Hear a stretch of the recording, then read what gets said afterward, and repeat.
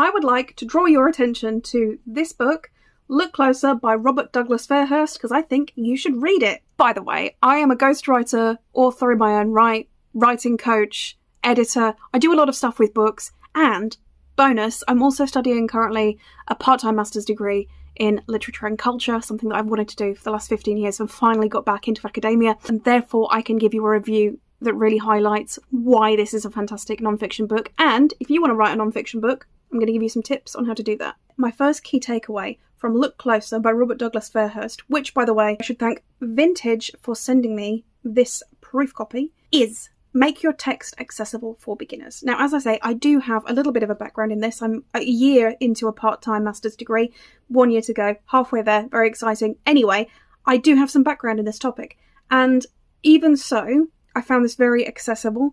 I think that if I had not had that year of experience already, I would still be able to get into it and understand what he was saying and understand the points he was making. And crucially, even though I am a year into a master's degree about this kind of stuff, I learned some stuff.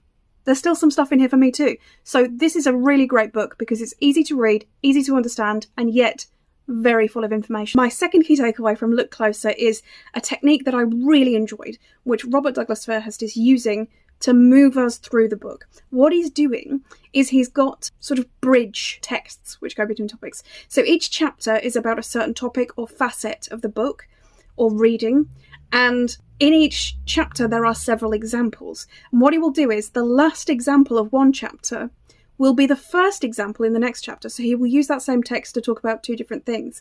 And it really keeps us flowing through the book, and it familiarises us with that text and allows us to see, oh, it does this, but it also does this. It's a really great technique to keep the book flowing in a way that makes sense, to link the topics together, to lead the reader on a journey. I really enjoyed it. No notes. My third and final key takeaway from Look Closer is personal touches are really, really good in non-fiction books. I know a lot of non-fiction authors feel uncomfortable with this. They feel like they should keep it professional and not mention anything about themselves, their opinions, their personal lives. No, I love it. Give me a little bit of yourself. Let me understand why you love books so much. Let me hear about your childhood books. Let me hear about the way you can relate this back to an experience you've had as an example to explain it to the reader. It makes me get to know the author a little bit more, and it means that if I see the name Robert Douglas-Fairhurst on another book, I won't just think, wasn't that an author I read once?